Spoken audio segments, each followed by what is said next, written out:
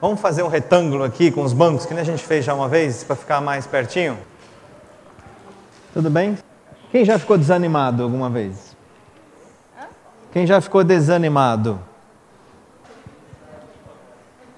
Quem está desanimado? Sim, que está meio jururu. O que nos desanima? O que nos rouba aquela coisa assim? Cansaço, pode ser. O que mais? Estresse. Estresse provocado pelo quê? Trabalho. Quem trabalha aqui fora o dia inteiro? Não, quem tem um trabalho remunerado, sim. Legal. O que mais? Cansaço, estresse, trabalho. Problemas? Que tipo de problemas? Aquele banco lá. Fala um problema que pode nos desanimar. Vanessa. Bia, Uma expectativa frustrada. Então, dá um exemplo. Você queria o quê? Uma nota boa e não tirou? Não passar no vestibular. Quem já passou por essa frustração e ficou desanimado? Quem não passou talvez passe ainda, né? Quem está em fase aí de vestibular. O que mais? Que pode roubar a nossa alegria, desanimar e falar, não tem jeito, a coisa tá ruim demais. Perder um namorado? Perder uma namorada? Não? Sim ou não? Sim, né? Nem todo mundo já passou, mas, enfim, quem passou, a não ser que foi um livramento, né? De repente, ainda bem, né? Tem alguns que ficaram animados, né? A falta de um namorado, a falta de uma namorada pode gerar desânimo? Pode, né? Que mais? Uma doença pode desanimar? Problema em casa? Sim, né? Claro. Um monte de coisa nos desanima, né? Tem uma empresa, tinha uma empresa de calçados, que estava crescendo, e eles tinham um projeto de exportação de calçados para a Índia. Por que para a Índia? Porque tem muito pé lá na Índia, né? E eles mandaram 2 consultores para fazer uma análise prévia do terreno ali, do potencial do mercado. E um consultor foi para uma região da Índia, outro foi para outra região. E depois de alguns dias, um deles mandou um e-mail dizendo o seguinte, cancela o projeto, porque aqui ninguém usa sapato. Aí deu mais alguns dias, o outro consultor mandou também um e-mail e falou, triplica o projeto aí de exportação, porque aqui ninguém ainda usa sapato. Moral de história.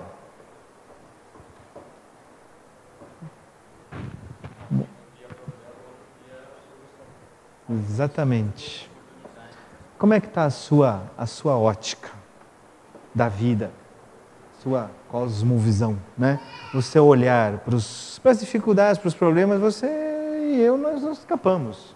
Você pode passar por uma temporada assim mais tranquila, mas tudo isso que nós mencionamos agora há pouco vem. Cedo ou tarde aparece, vem. A gente tem que saber lidar com isso. E o cristão tem que ser otimista. O cristão que tem a Deus, que tem a palavra de Deus, tem que aprender a ser otimista. Não é otimista lunático, né? Mas tem que ser otimista, porque Deus tem resposta para essa nossa insatisfação, para esse nosso desânimo. Deus não te criou para você ficar desanimado a vida inteira, né? Não te criou para você olhar para os problemas e falar assim, cancela o projeto que ninguém usa sapato aqui, né? Mas Ele nos dá uma esperança para a gente olhar para os pés sem sapato e falar, nossa, ela não tem, mas vai ter, né? E Deus quer que você e eu tenhamos um olhar diante do problema e da dificuldade, dizendo, olha, com Cristo isso aí vai mudar. Com Deus esse cenário vai ser diferente. E a gente precisa aprender isso, porque se deixar, a gente é enrolado pelas essas situações e a gente perde esse otimismo que Deus quer que nós tenhamos. Você já viu alguma pessoa, você fala, esse aí não tem jeito. Quem já não pensou, né? Se não falou, pensou, né? Deus, Ele quer que nós sejamos otimistas, porque Ele tem alguma coisa para nos dar essa alegria, e só Ele tem. E esse otimismo, ele é possível porque nós temos esperança. Quando você olha para uma pessoa, eu estava dizendo que você olha para uma pessoa e fala, isso aí não tem jeito. Nós temos que mudar esse olhar e falar assim, o que essa pessoa pode vir a ser com o Senhor? Quando o Senhor mudar esse coração e mudar essa mente. Aí você vai olhar diferente. E a gente tem que aprender a olhar as pessoas ou as situações difíceis e complicadas e dizendo, puxa, se Deus interviesse aqui, se Deus mexesse com o coração da pessoa, se essa situação tivesse a presença de Deus, a coisa seria diferente. E o crente, o cristão, ele não perde as esperanças. Ele tem que ter esse olhar crendo que Deus está acima das pessoas e da situação. E eu queria hoje olhar um pouquinho para o livro de 2 Reis e que a gente se deixe aí trabalhar para o Deus para que a gente saia daqui mais animado. E que você veja Deus nesses versículos como um Deus todo-poderoso. Quem olhou lá o flyer lá, viu lá o Deus todo-poderoso, o Deus todo-gracioso. Ainda coloquei o Deus todo-justo, mas não vai dar tempo hoje. Mas se você tiver um olhar correto sobre quem é Deus, o seu poder, e quem é Deus em relação à sua graça, você já tem aí 2 elementos suficientes para, quem sabe, sair dessa situação de desânimo, de tristeza. Porque a gente sai dessa situação quando a gente se aproxima de Deus e conhece a Deus de mais perto e vê quem Ele é e o que Ele pode fazer. Um certo homem, ele decidiu servir ao mais forte. É uma lenda russa que diz que ele quis viver sempre servindo o mais forte. Então ele foi lá no presidente do conselho da sua cidade e passou a servir esse presidente. Mas depois de pouco tempo, ele descobriu que o presidente temia o duque. Ele falou, então, vou servir o duque, que é mais forte do que esse presidente aí. E começou a servir o duque. E depois de algum tempo ele viu que o duque temia o imperador. Falou, então vou servir o imperador, porque esse cara é bom, esse cara é mais forte. E não demorou muito para ver que o imperador, ele temia o diabo. Ele falou, então vou servir o diabo. Fez um acordo lá e passou a servir o diabo. E não demorou muito para ele ver que o diabo temia a Jesus Cristo. Aí ele falou, então vou servir Jesus Cristo. Aí ele descobriu que Jesus Cristo era o mais forte. Era aquele que realmente tinha tudo. E não precisou, Jesus não temia mais ninguém, então ele ficou servindo Jesus Cristo.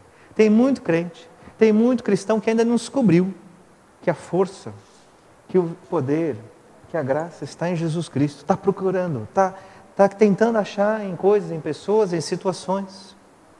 E eu queria que você, que já conhece a Deus, já conhece a Bíblia, saísse daqui com essa verdade muito, muito marcada aí no seu coração e na sua mente. Não tem ninguém mais poderoso, gracioso, mais forte do que o Senhor Jesus para você servir.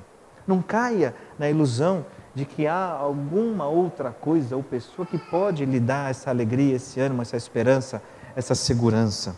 Só Jesus Cristo. Abra sua Bíblia em 2 Reis, capítulo 6, versículo 16.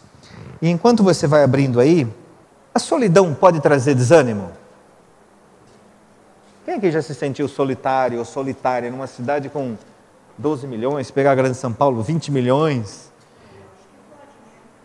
Quem já não se sentiu sozinho? Sim, mas em geral, se não cuidar, é uma coisa que a gente sente, né? Mesmo às vezes uma família grande, mesmo no meio até de uma irmandade que nem essa gostosa, no meio de uma igreja, a gente pode se sentir sozinho. E em 1 Reis, que não é o nosso livro de hoje, nós temos um homem de Deus, que foi Elias, que se sentiu só. Teve lá uma certa altura da vida dele, que ele se sentiu sozinho. E ele falou isso para Deus, Deus, eu estou sozinho, o Senhor me deixou aqui e estou sofrendo. Estava lá depressivo, estava triste toda a vida e pediu a morte para si. Falou, não adianta mais viver, estou sozinho, estou desanimado, a coisa não está boa.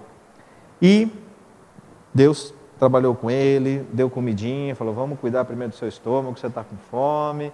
Trouxe lá de forma espetacular, né? Um pãozinho, tinha água e tudo mais. E aí Deus foi cuidando dele. E depois de algum tempo, Deus falou para ele, olha, você não está sozinho. Eu reservei e guardei em Israel quantas mil pessoas?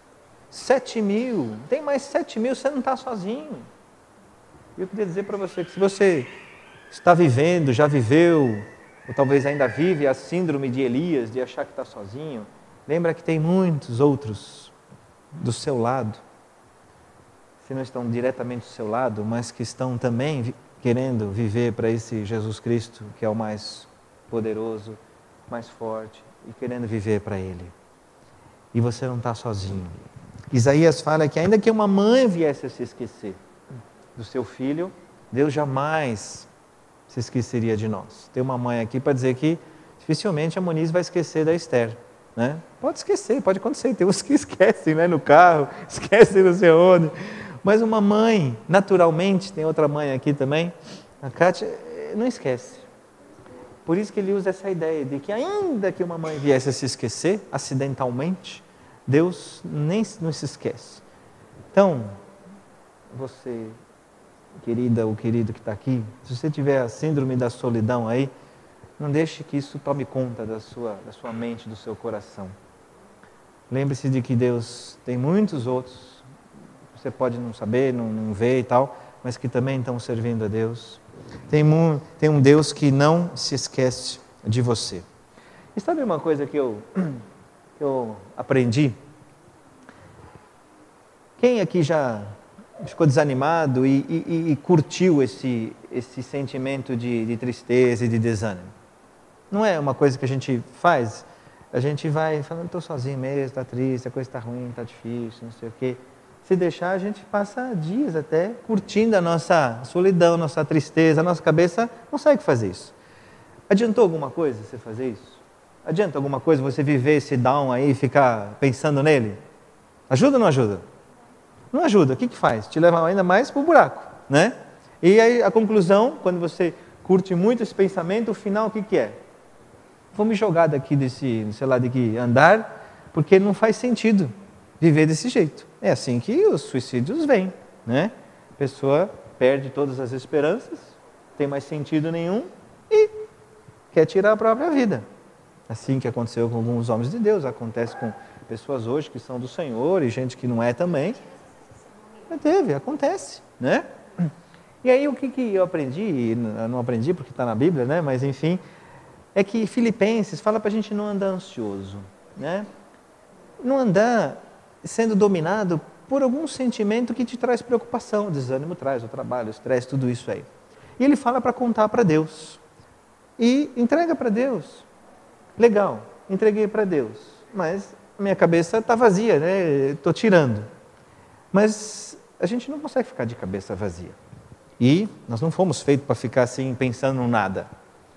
Então, o primeiro segredo é que tem que contar para Deus, Deus, estou triste, estou desanimado, trabalho isso, meu chefe é isso, meu chefe é aquilo, aquele professor que deu um trabalho e que está difícil de fazer, aquela minha amiga que me decepcionou, aquela prova que eu não passei. Conta para Deus, fala, Deus, não quero que isso tome conta da minha vida, dos meus pensamentos e do meu ser. Mas o texto continua dizendo o seguinte, tudo o que é verdadeiro, tudo o que é respeitável, tudo o que é justo, tudo o que é puro, tudo o que é amável, tudo o que é de boa fama, se alguma virtude há e se algum louvor existe, seja isso o que ocupe o vosso pensamento.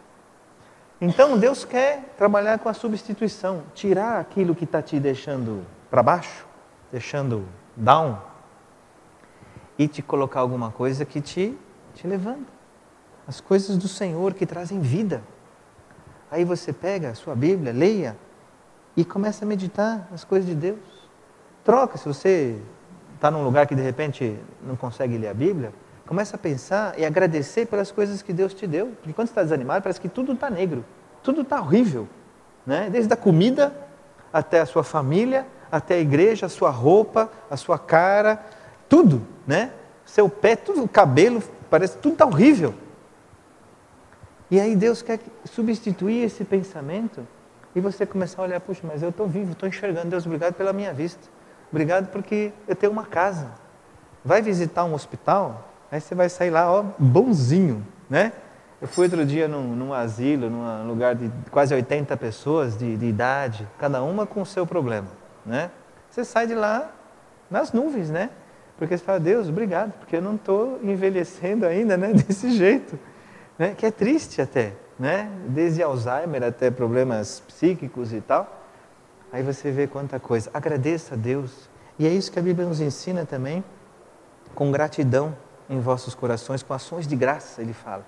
Então, se você substituir e der um break nesse pensamento aí, vai melhorar.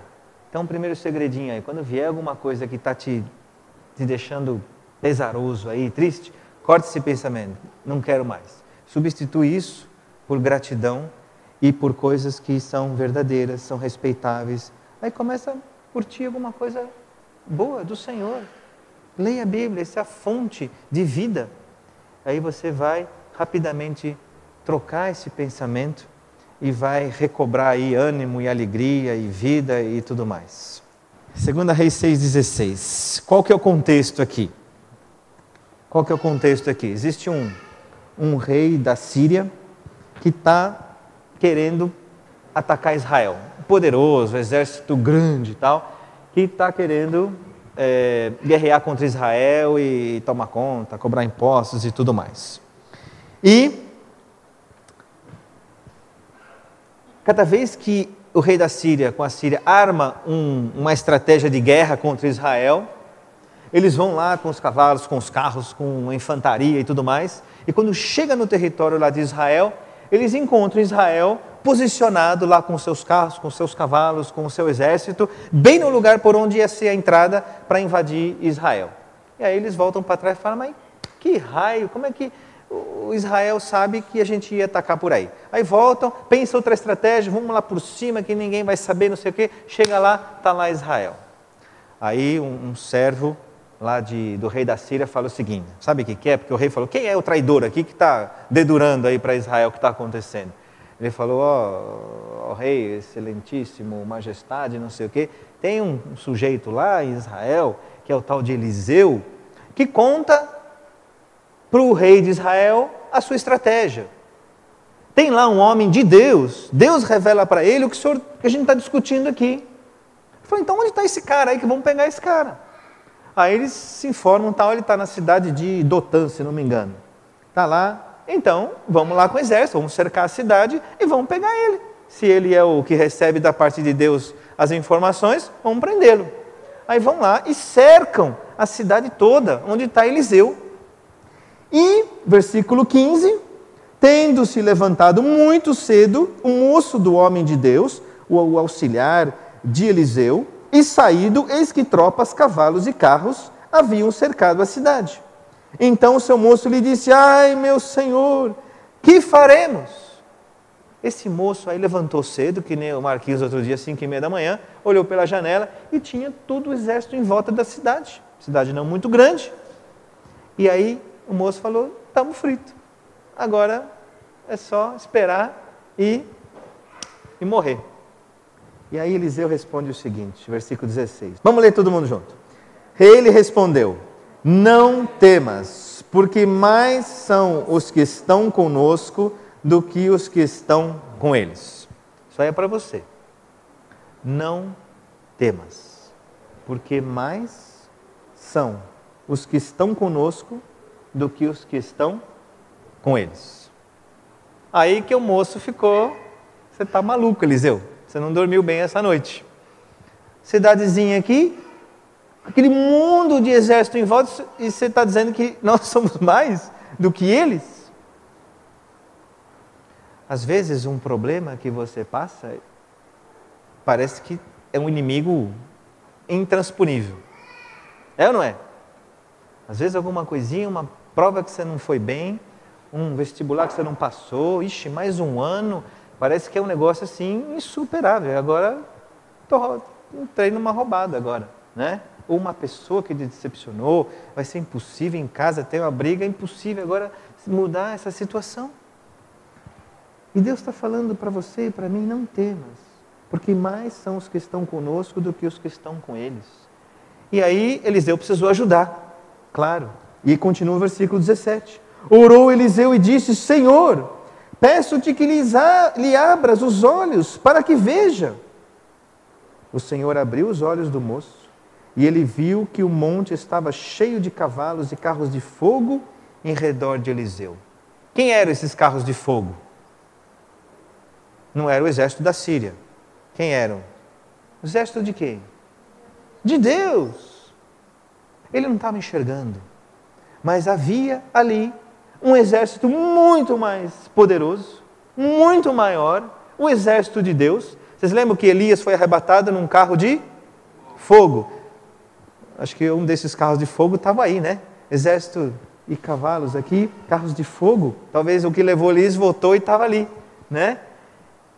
E só quando então Deus abriu os olhos deste moço é que ele enxergou, e a gente não tem aqui a exclamação desse moço, mas eu imagino que deve ter sido alguma coisa assim: agora entendo porque você falou que mais são os que estão conosco do que os que estão com eles. Ele não estava enxergando essa realidade espiritual de que havia um Deus e havia com Deus um exército dele para livrá-los daquela situação, daquele inimigo tão grande.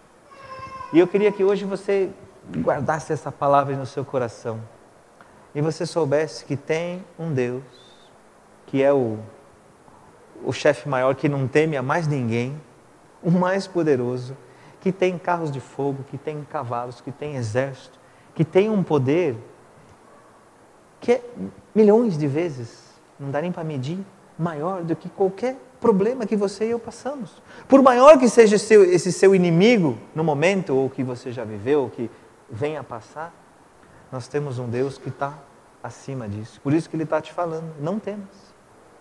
Não temas, porque mais são os que estão conosco do que os que estão com eles. Você crê nisso? Você crê nisso? Você crê nisso? E o que é não temer? É não se deixar dominar por isso, por esse problema, por essa coisa. Mas olhar para o Senhor e falar: Deus, o Senhor tem solução para isso. O Senhor é maior para guerrear por mim. Eu só quero que você entregue esse controle, entregue esse problema e se encha o seu pensamento de Deus e dos recursos que Ele tem. Senão você toma de novo o problema e você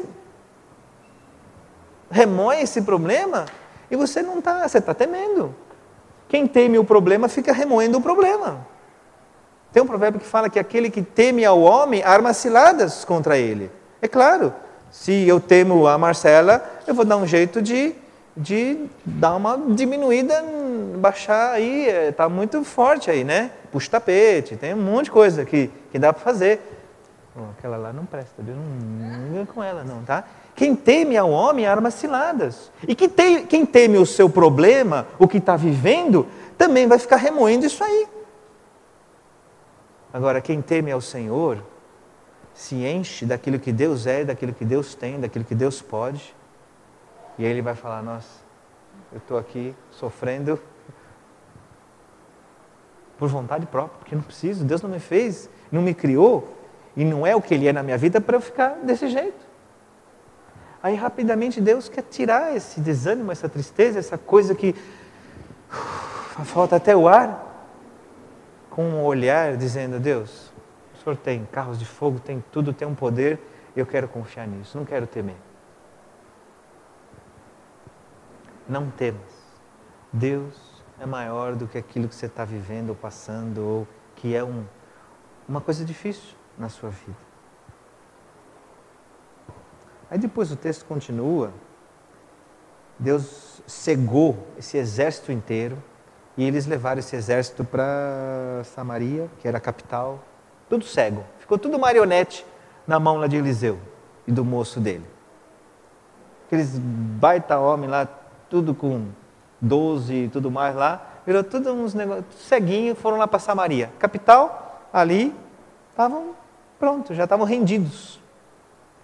E aí, o rei perguntou assim, bom, é para matar agora esses daí? Falou, não, dá comida para eles.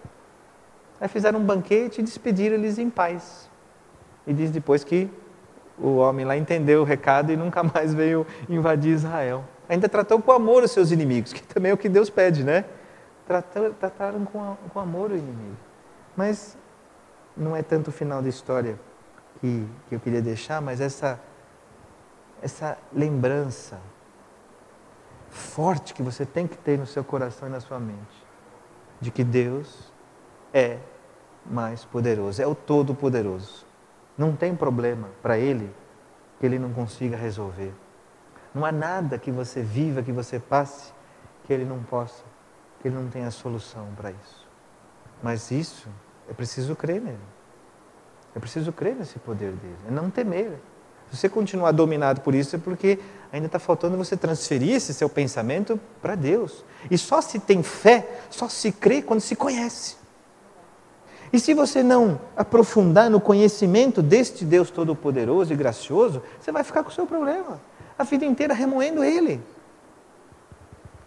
Não estou pregando que você, então, porque o problema continua, então faltou fé. Se o problema te domina, é porque falta fé. Ele pode até ficar, mas você não vai mais temê-lo.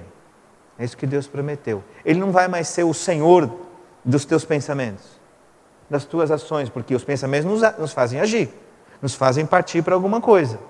Ou para morrer, quando não tem mais jeito, ou então tentar de algum jeito, diminuir. Agora, quando você é dominado por aquilo que Deus é, e pelo seu poder, aí você vai temer a Ele e vai viver para Ele. Você vai ter outra motivação, outro olhar para as coisas e para a vida. E vai então ocupar o seu tempo para servir aquele que é o mais poderoso. E não servir os problemas e as coisas que são dificuldades também em nossas vidas. 2 Reis 7:6.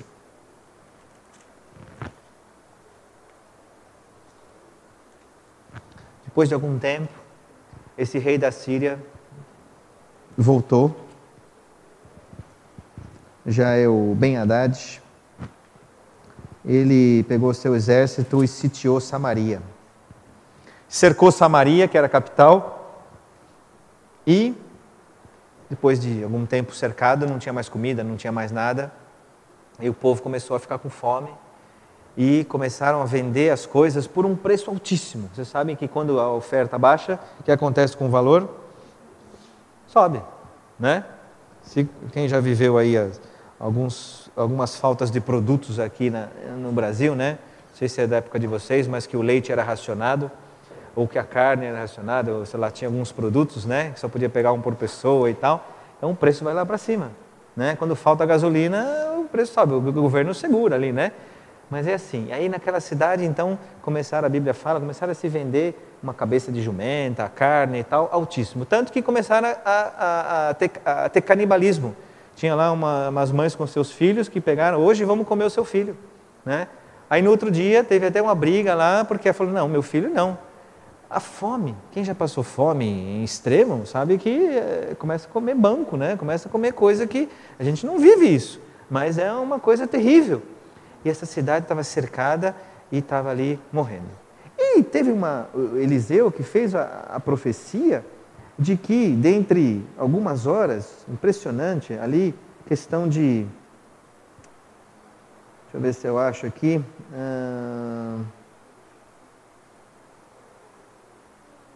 Acho que ele fala de amanhã.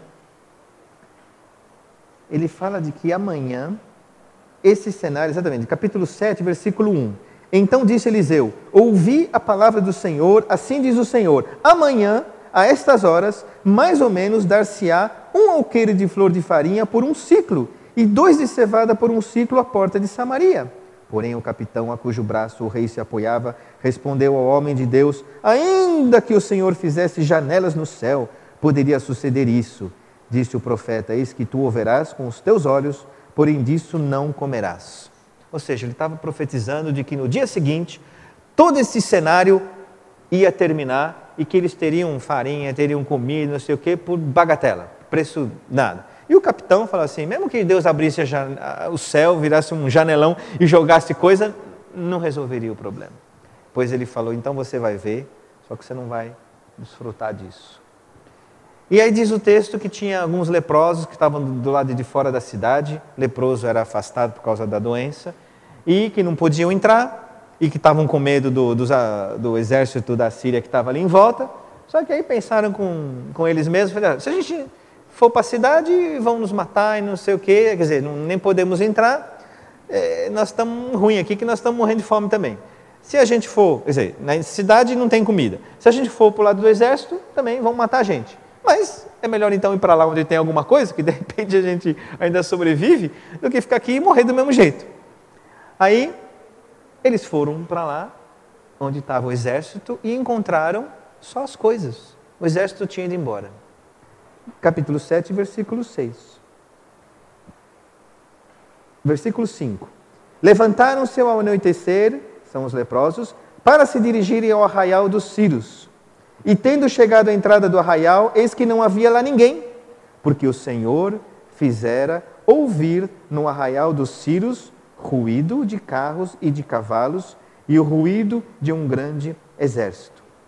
De maneira que disseram uns aos outros, eis que o rei de Israel alugou contra nós os reis dos heteus, os reis dos egípcios, para virem contra nós. Pelo que se levantaram e, fugindo ao anoitecer, deixaram as suas tendas, os seus cavalos, os seus jumentos, e o arraial como estava, e fugiram para salvar sua vida. Impressionante, né? Deus mandou lá um negócio lá, e estão vindo um exército mais poderoso do que o nosso aqui, e nós estamos numa fria aqui. E foram embora, largando tudo. Roupa, comida, carros, armas, tudo dinheiro, tudo que eles tinham. E esses leprosos foram lá, viram tudo isso, e se deliciaram lá, fizeram um banquete, vai falar, se a gente ficar quietinho aqui, vai sobrar para nós, né? Vamos lá na cidade, vamos avisar. Aí foram na cidade, os caras, isso aí errou, vocês estão aí, vocês foram comprados, né? Para a gente ir lá, abrir a cidade e eles entrarem. Não, é verdade, então mandaram alguém primeiro para ir e tal, aí viram que era verdade. E aí naquela noite mesmo, o rei de Samaria, lá, o rei mandou, vamos lá, saquearam tudo e tinha comida, tinha coisas como tinha sido profetizado, que teria tudo em poucas horas, mudou o cenário. Você crê que Deus pode mudar um cenário desse jeito em pouco tempo também? Ele pode. Nem sempre Ele faz, mas Ele pode. Aquele capitão, continua o texto dizendo que ele morreu, porque ele não creu. Morreu porque não creu, duvidou de Deus. O povo de Israel, no deserto, não entrou na terra de Canaã porque foi incrédulo. Você e eu, que conhecemos Deus, que conhecemos a sua palavra, que já vivemos por experiências que foram marcantes, sabendo que Deus é Deus e o que Ele pode, quando a gente duvida diante de uma situação, é mais grave. Aquele que conheceu a verdade, que conheceu esse Deus, que conhece esse Deus, e duvida que Ele é capaz de mudar um cenário desse em poucas horas, é triste aos olhos de Deus. Ainda bem que Deus é paciente, porque Ele conhece o nosso coração, o quanto que a gente duvida e fala, isso não tem jeito. Quantas vezes? Comigo. Situações que você fala isso aí, a gente já fala, né? Só um milagre de Deus, mas no fundo a gente está falando, nem esse milagre não vai acontecer, né?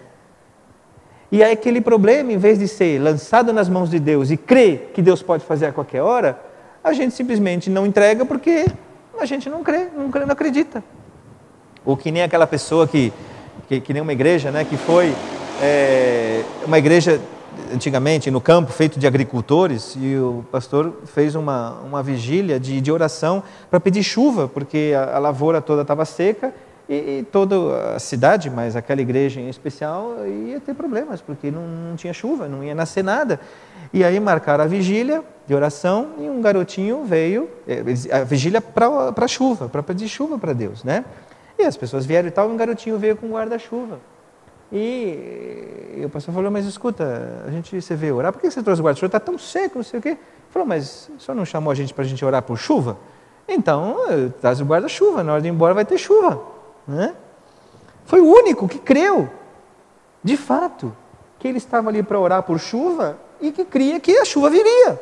O resto veio para orar, mas dizendo, vamos lá orar, mas não cria. A fé, sem fé é impossível agradar a Deus. A fé vem por onde? Vem pela palavra. A fé, aquele que já experimentou Deus, não pode retroceder e duvidar numa nova situação. Eu já experimentei coisas que eu não tenho dúvidas de que Deus é Deus. Agora, quando vem uma outra situação, eu falei, essa não dá para Deus. Estou duvidando. Nosso coração é tão frágil que infelizmente a gente passa por isso, vive isso, mas Deus está querendo nos ensinar, não temas. Eu estou com você. Você não está sozinho. Eu tenho as minhas armas e o meu exército que é muito maior do que o que você está passando. Eu posso fazer alguém pensar alguma coisa e mudar esse cenário. Eu posso criar um ruídozinho naquele teu trabalho, naquela tua escola, naquela tua família. E eu posso provocar aquilo que eu desejo, que eu quero, e em poucas horas mudar o cenário. Mas você crê? Ou você continua apostando as fichas nas tuas soluções? Isso a gente vai aprender a vida inteira. Mas eu quero insistir no seguinte ponto, não basta crer. Claro, crer é diferente, desculpa, eu usei a palavra errada. Não basta saber que Deus é poderoso. Não basta só ter ciência de que Ele é isso tudo. É preciso crer. Porque a Bíblia fala que até os demônios creem e tremem que Deus é Deus. Só que esse saber que Deus existe não muda a atitude dos demônios. Continuam servindo o diabo, continuam destruindo, continuam fazendo tudo em prol dos projetos do diabo. Não muda o comportamento deles só saber que Deus é Deus. A Bíblia também fala em Mateus que aquele que me diz Senhor, Senhor, não é suficiente para entrar no reino de Deus, mas aquele que faz a minha vontade. Então, nós já estamos cansados de saber. Eu sei que você sabe, porque você é do Senhor, você já ouviu bastante aqui na sua casa, você já leu, você foi para o MAB, você conhece Deus, sabe que Ele é poderoso. Mas aqui a mensagem é não temer e crer. Depositar a sua vida, o seu problema, a sua família, o que você está vivendo, crendo que Deus é esse Deus poderoso, que pode em pouco tempo mudar esse cenário.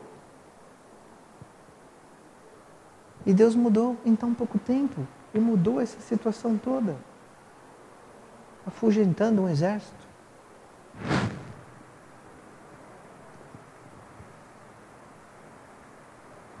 Se você olhar para 2 Reis 18 e 19, você vai ver uma situação de um rei chamado Ezequias,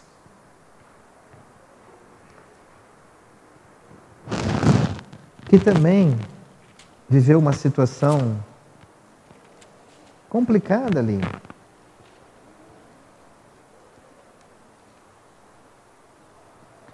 Esse rei, ele foi amedrontado por um inimigo, que era o rei da Síria, de novo, era uma potência, né?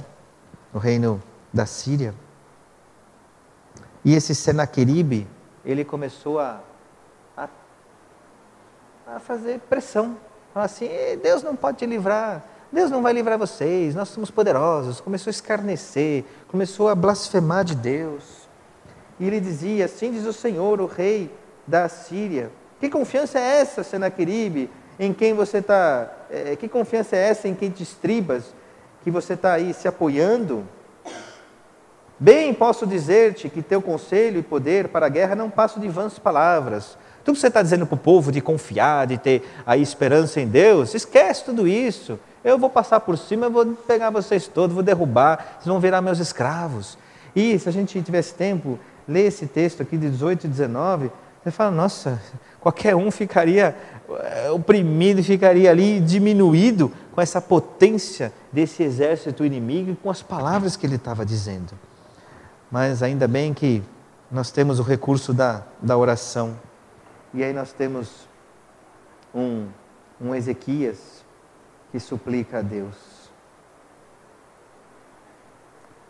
Capítulo 19. Tendo o rei Ezequias ouvido isto, rasgou as suas vestes, cobriu-se de pano de saco e entrou na casa do Senhor. E ele foi consultar Isaías, que era um profeta contemporâneo daquela época.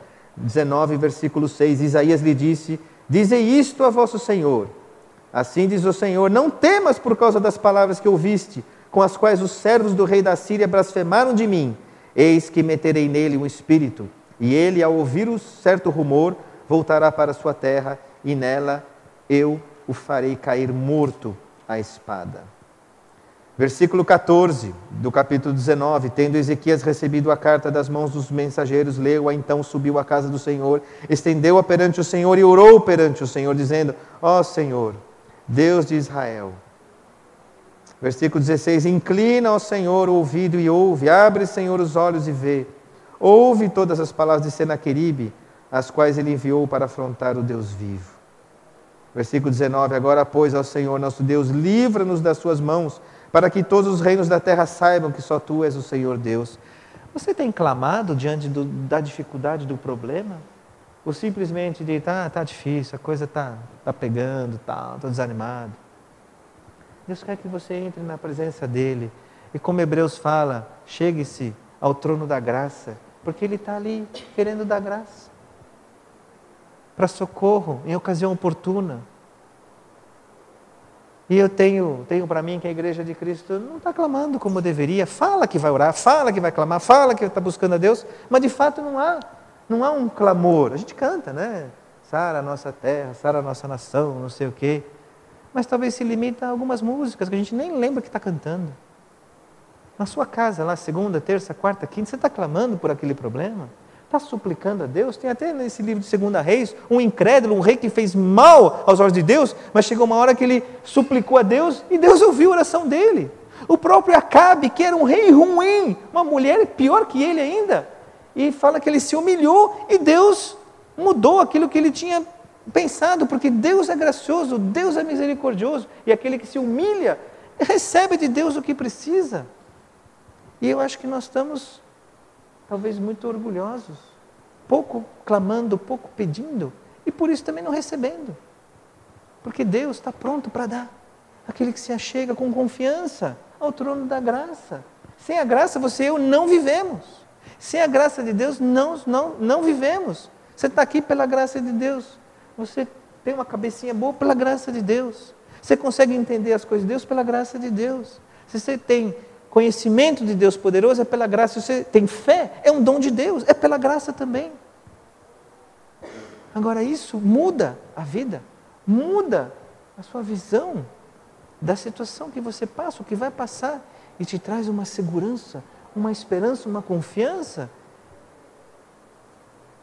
que vai te fazer viver de forma mais livre, desimpedida, para glorificar Deus de fato.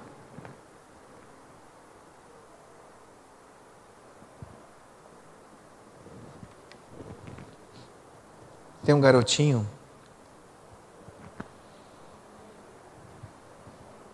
que fez a seguinte oração: Papai do céu, eu quero ser uma televisão.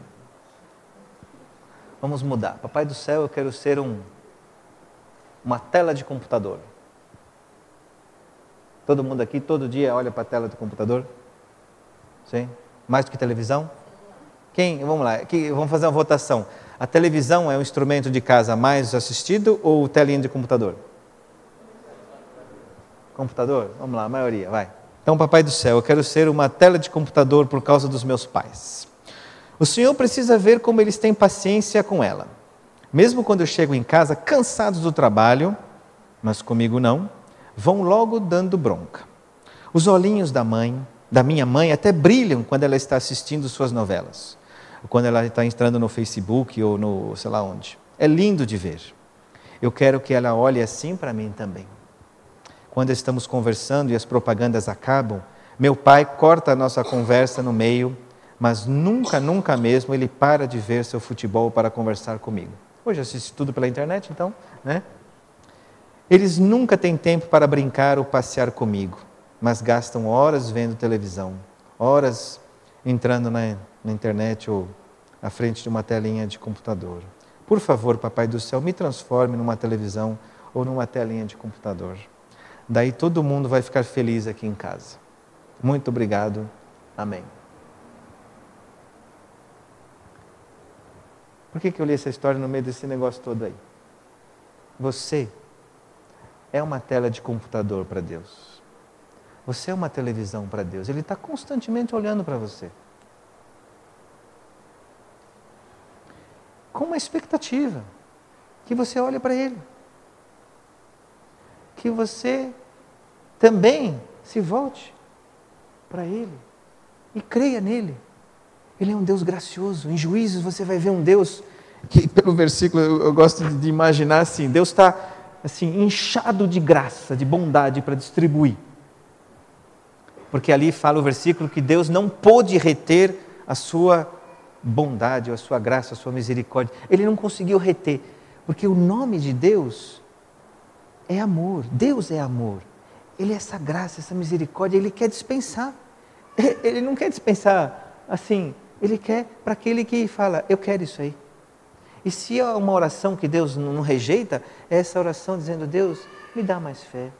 Deus, me dá dessa graça. Me dá desse amor. Me dá essa confiança. Me dá porque eu quero. E Deus é aquele que quer dar. Jesus uma vez falou para os homens aqui na terra, se vocês que são ruins conseguem dar boas coisas para os seus filhos, quando eles pedem pão, vocês não dão pedra, quando pedem peixe, não dão, sei lá, outra coisa, quanto mais eu, o Pai Celeste, que quando vocês pedirem pão, Ele vai dar, quando vocês pedirem peixe, Ele vai dar, quando vocês pedirem graça, Ele vai dar graça. Você está precisando de graça? Está precisando? Está precisando de um ânimo? Está precisando de uma esperança?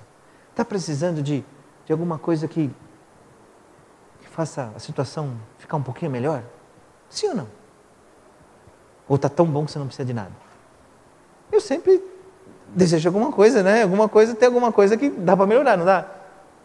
E o cristão tem que olhar assim, com o Senhor, mas em crescimento. Pede agora para Deus, você e Deus. Deve ter vindo algumas coisas na sua cabeça agora.